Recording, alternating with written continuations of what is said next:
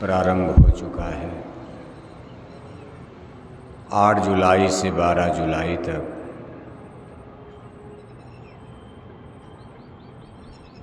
इस पावन पवित्र शुभ दिन घड़ी में हमारे आपके जीवन के लिए लौकिक और पारलौकिक अनेक विषय पर चर्चाएं होंगी। हमको आपको अनेक प्रकार से ज्ञान और बोध होगा। महापुरुषों की ऐसी पावन पवित्र मिट्टी और धरती पर आते जाते रहने से हम आप जीवन के यथार्थ और सच्चाई को, मानव जीवन के मूल मिशन और लक्ष्य को जानने समझने में सफल हो जाते हैं। मानव जन्म पाकर अगर हम अपने जीवन के परम लक्ष्य को समझ गए तो समझ लो हमारा ये जीवन धन्य हो जाता, सफल हो जाता। और जो लोग जीवन के मूल लक्ष्य को नहीं जान पाते, मानव जन्म पाकर वो भारी धोखा उठाते हैं। बल्कि जब ये जीवन समाप्त होता है फिर कितने युग और जन्म तक उनको अनेक कठिनाइयों का, कष्ट और क्लेश का सामना करना पड़ता। और ये मानव जीवन का मूल लक्ष्य और उद्देश्य संतों महापुरुषों की आध्यात्मिक पाठशाला, जिसको सत्संग कहा जाता, वहीं जानने और समझने का अवसर प्राप्त होता। जैसे आप इस संसार जगत में लौकिक जीवन में टीचर, ट्यूटर, मास्टर यानी गुरु की महिमा को देखते हैं, उनका महत्व हमारे आपके जीवन में प्रत्यक्ष रूप से सामने आता। स्कूल, कॉलेज, यूनिवर्सिटी में बच्चे बच्चियां जाते हैं, वहाँ टीचर, ट्यूटर, मास्टर ही उनको पढ़ाते हैं। संसार की जितनी भौतिक विद्याएं हैं, ज्ञान है, बोध है, हर जगह टीचर, ट्यूटर, मास्टर का महत्व होता। स्कूल की दीवार कितनी सुंदर बना दी जाए और कोई बच्चा बच्ची उसमें दिन भर बैठा रहे, लेकिन वो क ख ग घ नहीं पढ़ सकता। सारी किताबें हमारे हाथ में पकड़ा दी जाए, आप दिन भर पन्ने पलटते रहो, लेकिन ABCD का भी ज्ञान नहीं हो सकता। किसी भी ज्ञान विद्या बोध की पहली शर्त, कंडीशन टीचर, ट्यूटर यानी मास्टर ही होता। इसी तरह से आध्यात्मिक जगत में, अध्यात्मवाद में भी मास्टर की, टीचर की, अध्यापक की, मार्गदर्शक की आवश्यकता। अध्यात्मवाद जो हमको आपको अपनी आत्मा के कल्याण के बारे में समझाता है, बताता कि हमारी जीवात्मा का कल्याण कैसे होगा, आत्मा किसको कहा जाता है, आत्मा क्या है, आत्मा इस मानव पोल पर आज कैसे चली आई, कैसे यहाँ जन्म मरण की प्रक्रिया चलती है, कैसे आत्मा परमपिता परमेश्वर से मिलकर इस जन्म मरण के बंधन से मुक्त होगी। अब ये सारा ज्ञान बोध, इसको अध्यात्मवाद कहा जाता। लेकिन यहाँ भी टीचर, ट्यूटर, मास्टर की ही आवश्यकता। ऐसा कभी नहीं हो सकता कि अगर संसार का लौकिक ज्ञान, लौकिक विद्या हम आप बिना मास्टर के नहीं प्राप्त कर सकते। चाहे पानी हो, चाहे पत्थर हो, चाहे पहाड़ हो, उनके द्वारा कभी विद्यार्थी को क ख ग घ नहीं समझ में आ सकता। ठीक इसी तरह से आध्यात्मिक विद्या भी बिना मास्टर के कभी समझ में नहीं आ सकती। लेकिन अब संसार का कितना बड़ा भ्रम है, दुनिया कितने सस्पेंस में, संशय में, भ्रम में फंसी हुई है कि हिंदी अंग्रेजी जानने समझने के लिए इतने बड़े बड़े स्कूल, कॉलेज, यूनिवर्सिटी, जिसमें सब लोग पढ़ने जाते हैं, मास्टर पढ़ाते हैं, लेकिन अध्यात्मवाद का गूढ़ रहस्य ज्ञान भेद जानने के लिए वही आदमी, वही इंसान, वही मनुष्य जंगल, पर्वत, पहाड़, पेड़ पौधे में, कंकड़ और पत्थर में भटकते फिरते हैं। भटक में क्यों उम्र खोते, कहीं तुम ठीक नहीं लगना। इसी तरह भटकाव में जीवन बीत जाता। न हम आत्मा के बारे में जान पाते हैं, न परमात्मा के बारे में जान पाते हैं। जन्म मरण, आत्मा परमात्मा, मोक्ष मुक्ति कुछ भी समझ में नहीं आ पाता। इसीलिए ऐसे तीज त्यौहार महापुरुषों ने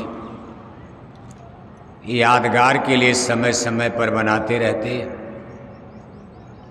ये ऐसे अवसर हैं, ऐसे मौके हैं जो हमको अपने आप में बहुत बड़ा ज्ञान कराते हैं। इसी तीज त्योहारों में गुरु पूर्णिमा भी एक महापर्व है। साल में एक बार हमारे आपके बीच में आता है और ये हमको आपको ये याद दिलाता है कि आपके जीवन में गुरु का बहुत बड़ा महत्व है। गुरु की कितनी बड़ी महत्ता है, महिमा है। गुरु का जीवन में कितना बड़ा महत्व है।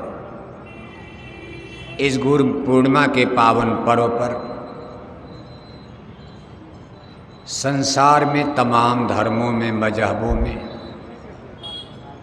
दुनिया में बहुत सारे रिलीजियस सिस्टम, धर्म हैं।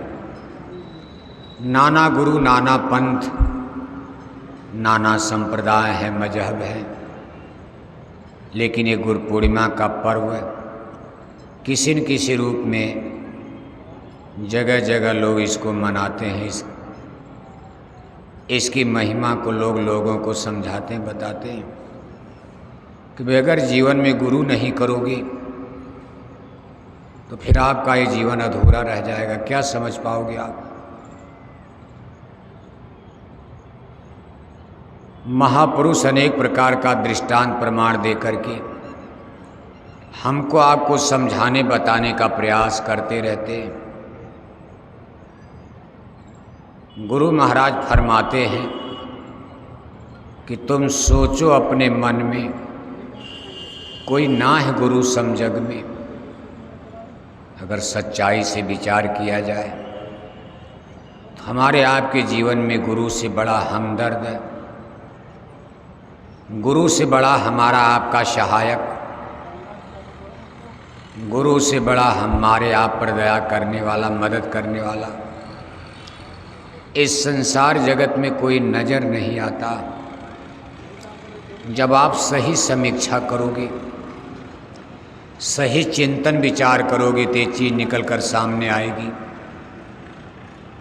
जैसे दुनिया में तमाम रिश्ते नाते हैं, हमारे आपके पीछे तमाम सगे संबंधी, दोस्त, मित्र, रिश्तेदार, नातेदार,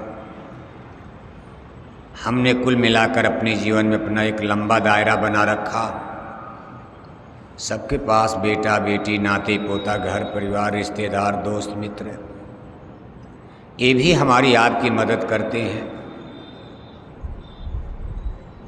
लेकिन सद्गुरु वो हस्ती और शक्ति हैं जो जीते जी तो आपकी मदद करते ही हैं, लेकिन संसार के सारे रिश्ते और नाते मौत के समय सब टूट जाते हैं। मौत के बाद हमारी आपकी कोई मदद नहीं कर सकता।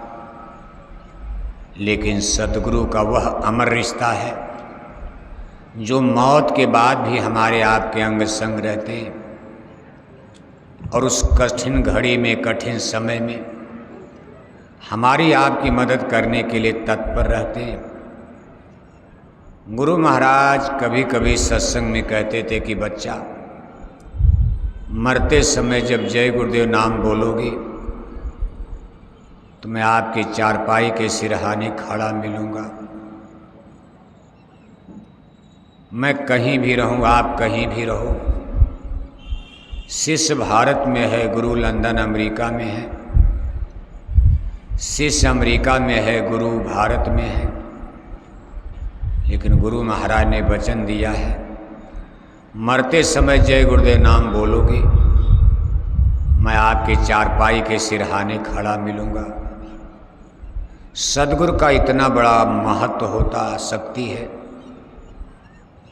उनके आपके पास आते ही यमराज के दूत जो जीवात्मा को गिरफ्तार करके लेकर चलने के लिए आए हैं, जैसे किसी मुलजिम को गिरफ्तार करके डंडे मारते हुए पुलिस थाने ले जाती, घर वाले, गांव वाले सब लोग देखते रह जाते, कोई मदद नहीं कर पाता।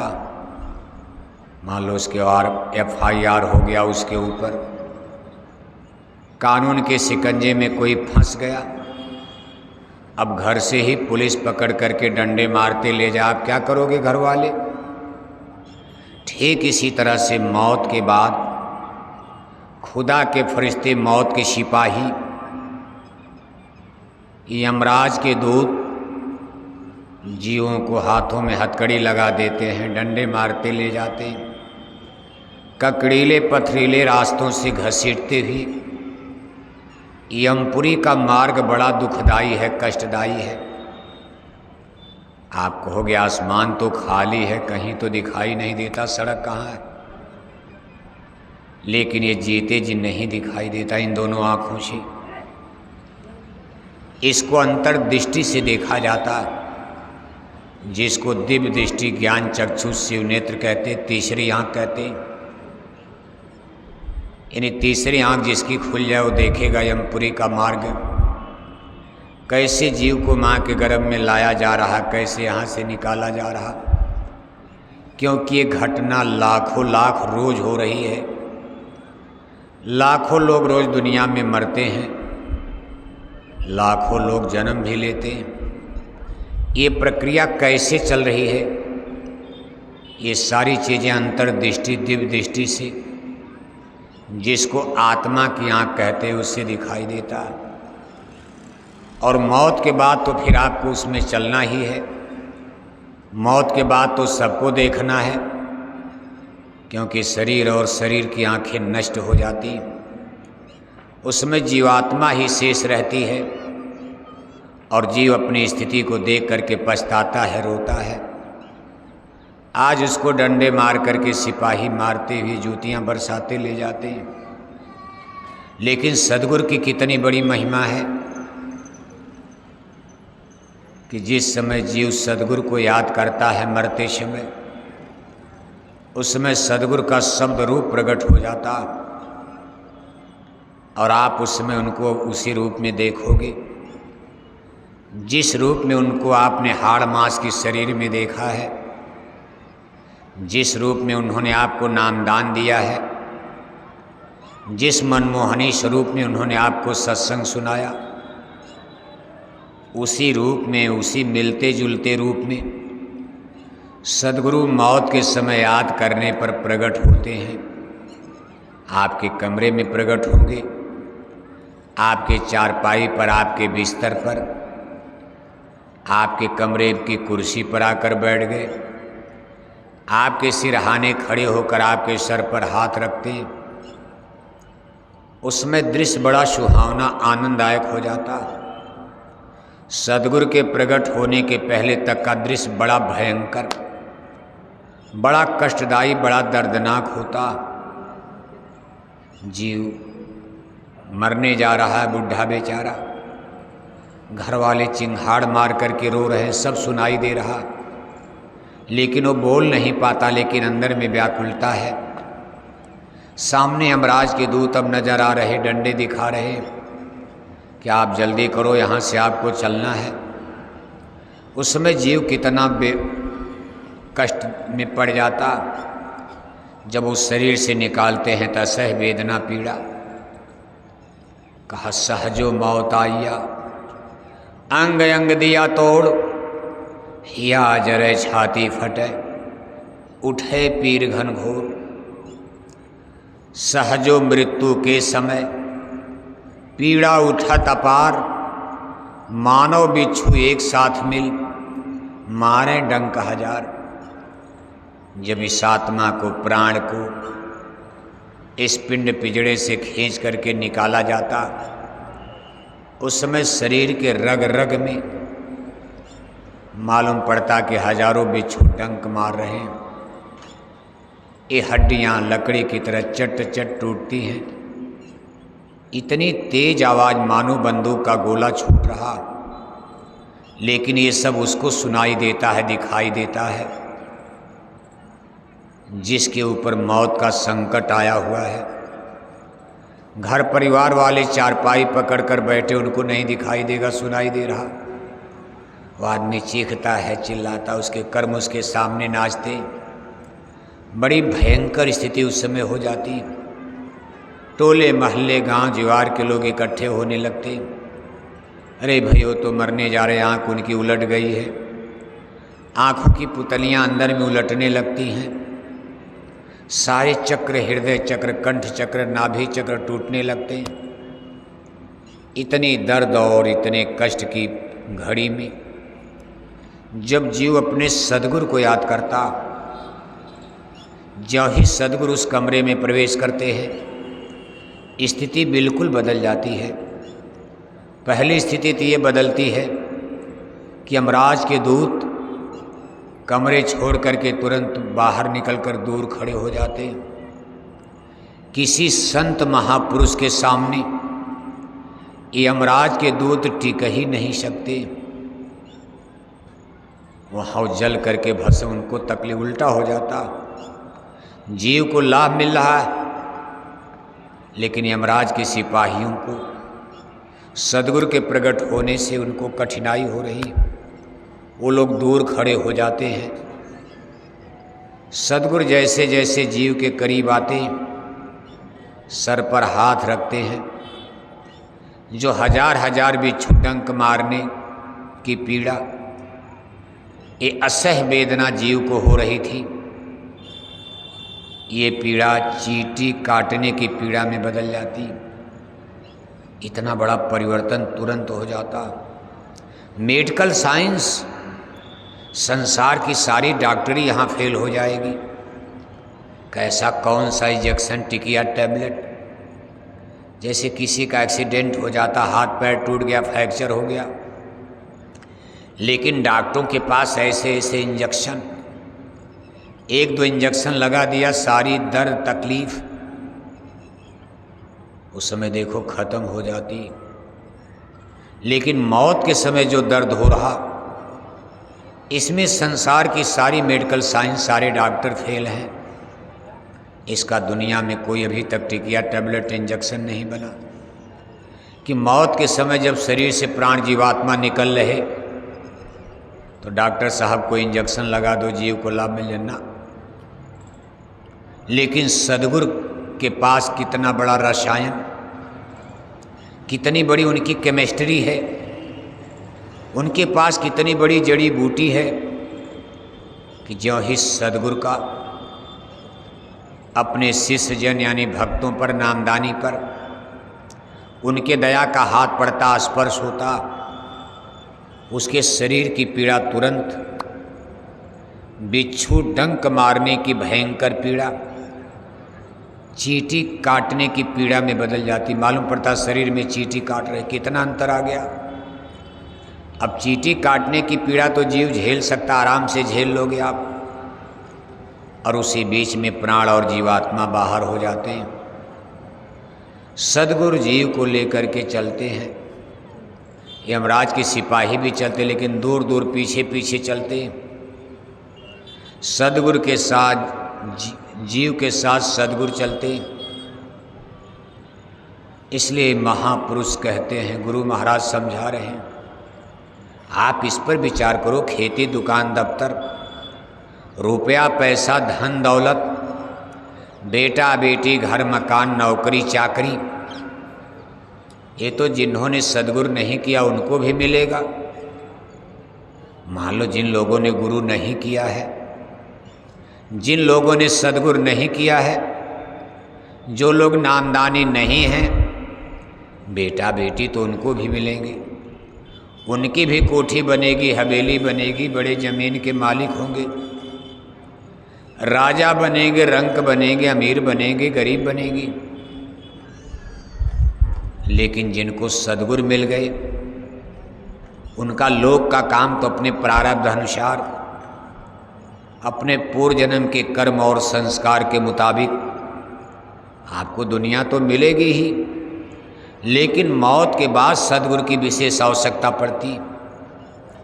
हम आप सद्गुरु से केवल इसी जन्म में लोक में मदद लेने की बात सोचते। भाई हम पूजा पाठ कर रहे, हम सत्संग में आ रहे, दान दक्षिणा दे रहे, गुरु महाराज जरा हमारा धन बढ़ जाए, हमारा एक मकान और हो जाए, एक कोठी हो जाए, हवेली हो जाए।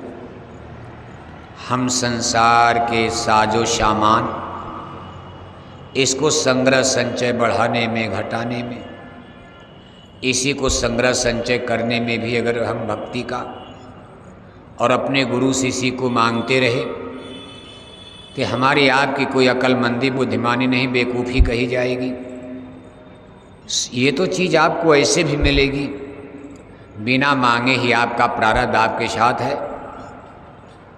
जितना दौलत, जितना नौकरी चाकरी, दुख कष्ट क्लेश से तो आपका चलता रहेगा।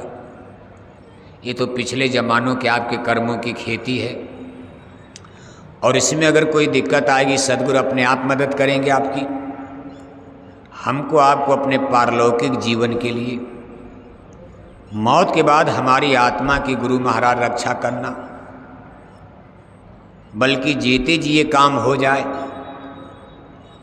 हम अपनी जीवात्मा को डेवलप कर सकें, जगा सकें, और जीवात्मा को जगा करके परमात्मा पद तक पहुंच जाएं, तो और अच्छी बात है। मरने के बाद का झंझट ही खत्म हो जाए, लाइन डोरी, रास्ता जीते जी मौत आने के पहले ही कन्फर्म हो जाए, सारे बंधन, सारी बेड़ी हमारी आपकी कट जाए, टूट जाए। लेकिन मान लो ना भी हो पाई, जीते जी नहीं हो पा रहा, तो इसका एक विकल्प है कि सद्गुरु का करो भरोसा, फिर करमत का अफसोसा। सद्गुरु का भरोसा कर लो, फिर कोई आपको अफसोस, बहुत ज़्यादा चिंता करने की आवश्यकता नहीं है। मान लो दिव्य दृष्टि आपकी नहीं खुल पाई, भजन आपका नहीं बन पा रहा, सुमरन ध्यान भी नहीं बन पाया, तो महापुरुष एक विकल्प बता रहे हैं कि आप अपने सद्गुरु का भरोसा बना लो, आप उन पर दृढ़ विश्वास कर लो कि सद्गुरु अब हमको कभी छोड़ेंगे नहीं। हमारे गुरु महाराज समर्थ हैं, हमारे गुरु महाराज सर्वशक्तिमान हैं, उनका दृढ़ता से भरोसा कर लो। भाई हमारा जन्म मरण एक न एक दिन छूटेगा, चलो इस जन्म में चूक गए, हम अपना पूरा काम नहीं बना पाए, हमारे भजन भक्ति का कोटा हमारा इस जन्म में अधूरा रह गया, क्योंकि मरने का समय आ गया, न ध्यान बना, न सुमरन बना। तो महापुरुष एक अलग रास्ता, विकल्प दे रहे हैं कि आप मान लो ध्यान भजन नहीं कर पा रहे हो, न आपको दिखाई दे रहा है, न सुनाई दे रहा, और मरने की घड़ी आपका बुढ़ापा आ गया, करीब आ गई, तो आप अपने सद्गुरु का दृढ़ भरोसा विश्वास कर लो, प्रीति कर लो, प्रेम कर लो, लिपट जाओ और उन्हीं की शरणागति हो जाओ कि हमारा बेड़ा पार कर देना। शरणागति का मतलब दुनिया की चीज़ों को मांगना आप बंद कर दो, इतना तो कर सकते। नहीं गुरु महाराज, हमको अब कुछ नहीं चाहिए, बस हम आपके भरोसे, हमारा जन्म मरण, मौत के बाद हमारी जीवात्मा का आप कल्याण कर दीजिएगा। लेकिन अब बुढ़ापे तक मरते समय ध्यान भजन भी नहीं बना। अब बुढ़ापा आ गया, मरने का समय, वही धन दौलत रुपया पैसा वही मांग रहे हो आप। तो इसको सद्गुरु का भरोसा, सद्गुरु के प्रति प्रेम विश्वास नहीं कहा जाएगा। तो फिर हमारे आपके लिए समस्या खड़ी हो सकती है। तन्हाई में जीवन बीतेगा, कठिनाइयाँ आ जाएंगी। इसलिए कहते भाई अब आप भरोसा करना शुरू करो सद्गुरु पर, दुनिया की चीज़ों को मांगना उंगना।